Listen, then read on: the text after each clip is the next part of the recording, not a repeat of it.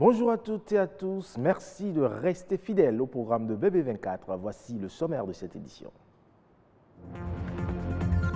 Il apparaît en cas de chaleur, est souvent de petite taille et démange. Les boutons vous pourrissent la vie, sachez-le, des astuces permettent d'éviter leur apparition.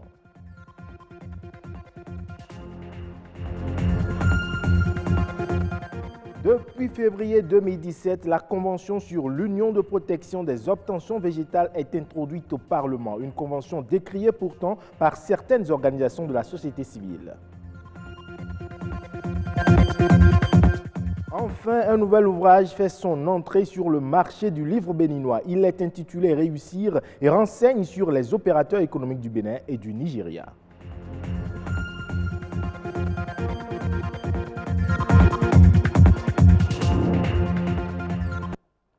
Des boutons, des acnés ou des points noirs sur le visage, adolescents ou adultes, ils enquiquinent notre vie. Pourtant, qui ne rêve pas d'un visage sans imperfection?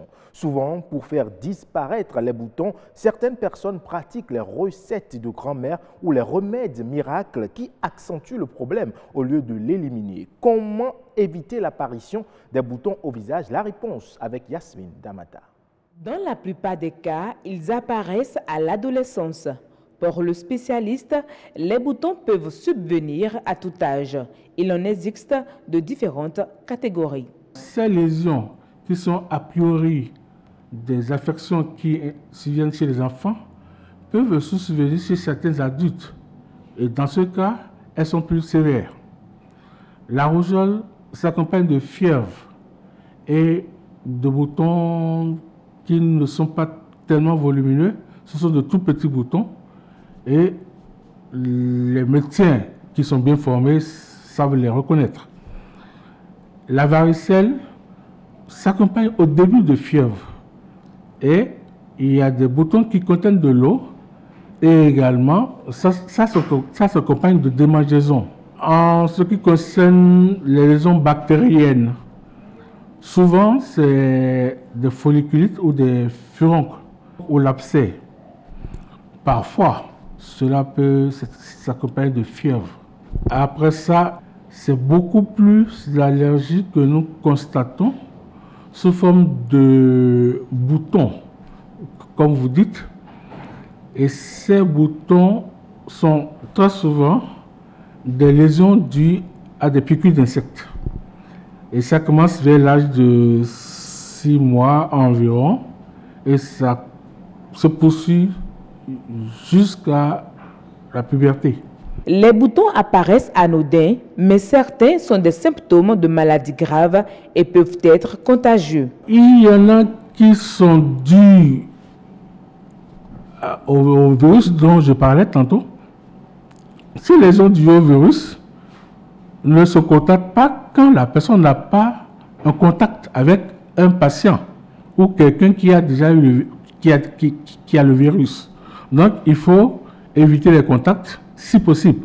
Celles qui sont dues à l'allergie, l'allergie est souvent constitutionnelle. Cela veut dire que un parent prédisposé à faire de l'allergie va transmettre à son enfant la prédisposition aussi à faire de l'allergie. Dans ce cas, il faut éviter les piqûres d'insectes. Il faut les éviter essentiellement par des vêtements longs. Et la désertisation dans les maisons, la protection par des grilles et compagnie. Que faire en cas d'apparition d'un bouton? Les médecins recommandent une consultation aussitôt. La Convention sur l'UPOV, entendée Union de protection des obtentions végétales, est introduite au Parlement béninois depuis février 2017 pour examen et adoption. Et depuis cette introduction, les organisations de la société civile ne cessent de tirer la sonnette d'alarme. Patrice Sagbo, naturaliste, désapprouve l'option de cette convention et appelle l'État à y renoncer. Il est interrogé ici par Enoch Mpati et Rebecca Adjinankou. Lorsque nous avons lu la convention UPOV, c'est différent de la convention sur la diversité biologique, changement climatique, désertification, qui sont des conventions qui sont prises par l'ensemble des peuples du monde pour régler des problèmes d'intérêt public. Ici, ce n'est pas du tout ça. C'est quelques individus, vendeurs de semences, qui, pour protéger leurs intérêts sur le commerce des semences, ont pris en otage toutes les semences du monde entier et vraiment ont déposé des brevets dessus. C'est-à-dire que exclusivement, c'est eux qui ont le droit d'usage sur toutes ces semences-là. Est-ce que nous allons accepter ça? Ce n'est pas parce que le Bénin veut adhérer à l'UPOV que le Bénin va demander aux propriétaires de l'UPOV de changer les clauses. Non, tu rentres ou tu ne rentres pas. Et l'article 3 dit bien ceci. Si vous êtes un pays nouveau, vous voulez adhérer à l'UPOV, vous amenez 15 de vos variétés. Vous amenez ça à vous déposer. Si après 10 ans, vous êtes toujours dans l'UPOV, vous amenez la totalité de ce que vous avez comme variété végétale dans votre maison. C'est très dangereux. L'article 18, qui est très très dangereux, dit ceci. L'UPOV ne reconnaît aucune disposition nationale qui protège les semences dans votre pays. Et vous devez prendre des mesures radicales pour accentuer le pouvoir de ces semenciers dans votre pays. C'est le monopole total, c'est la privatisation, c'est l'augmentation des droits de ces multinationales sur les semences dans notre pays. Et c'est au vu de ça que le Bénin est en train de prendre une loi nationale pour aller dans le sens de ces multinationales. Et la loi dit, en certains de ces articles, pour dire, lorsque vous ne respectez pas, vous êtes un paysan, vous ne respectez pas les dispositions de l'UPOV, on peut vous foutre une amende de 2 millions de francs CFA. On peut vous mettre en prison. Je lance un appel au président de la République pour dire, nous sommes sûrs qu'il est capable de retirer l'UPOV de l'Assemblée nationale pour que le Bénin ne suive jamais cette nouvelle forme d'esclavage dans notre pays. Un appel qui ne tombera certainement pas dans les oreilles de sourds. Un nouvel ouvrage pour favoriser l'intégration régionale. Il est intitulé « Réussir ». Ce livre parle du monde des affaires et renseigne sur nombre d'opérateurs économiques béninois et nigérians. Son ambition est de créer un lien entre ces opérateurs pour favoriser une économie transversale. Lazare Migan et Louis Koudogbo ont interrogé l'auteur de l'ouvrage. Actuellement, les opérateurs économiques béninois ont de la résistance et des contraintes par rapport au marché nigérien, par manque d'informations pertinentes. L'ouvrage contient des informations économiques pertinentes sur le Bénin et le Nigeria, ce qui permettra à ceux qui visent le marché des deux pays à obtenir des informations utiles pour leurs actions.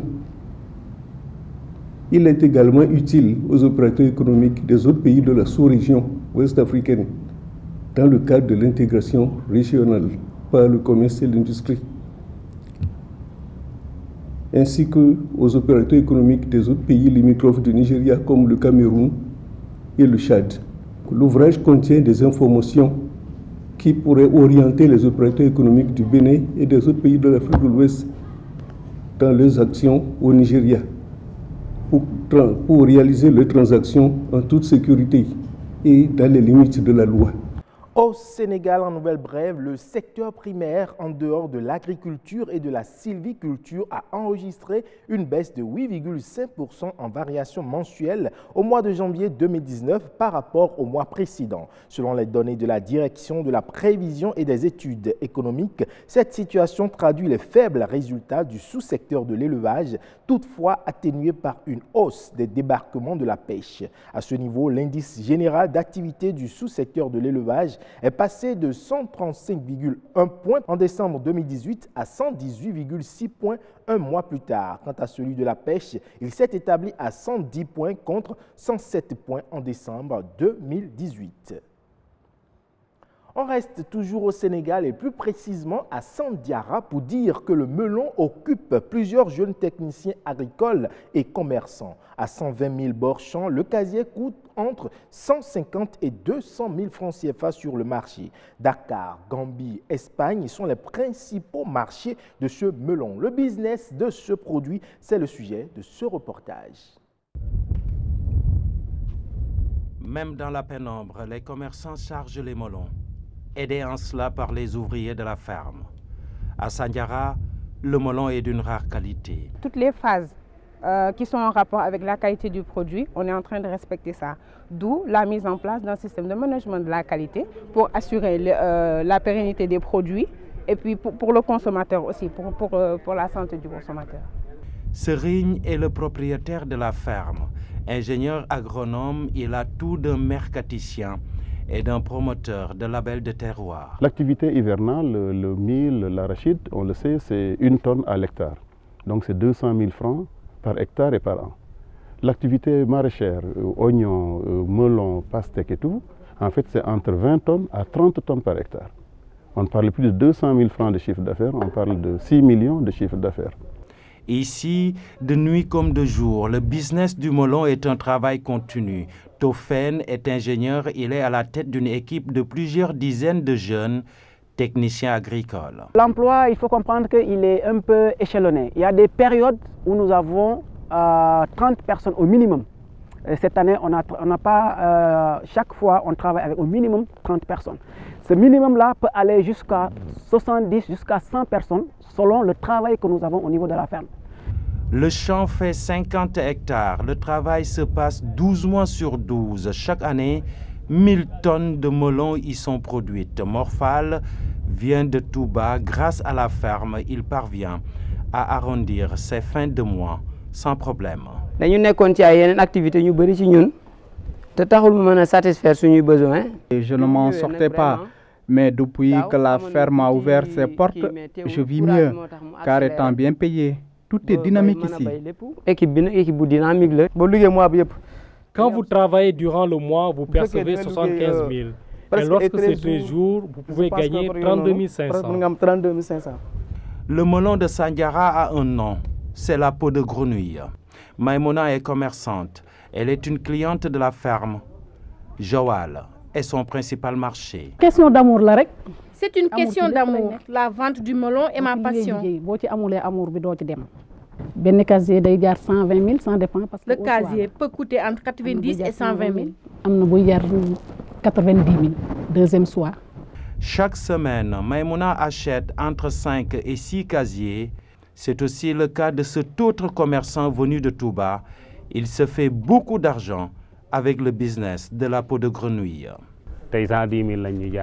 Aujourd'hui, j'ai acheté le casier à 110 000.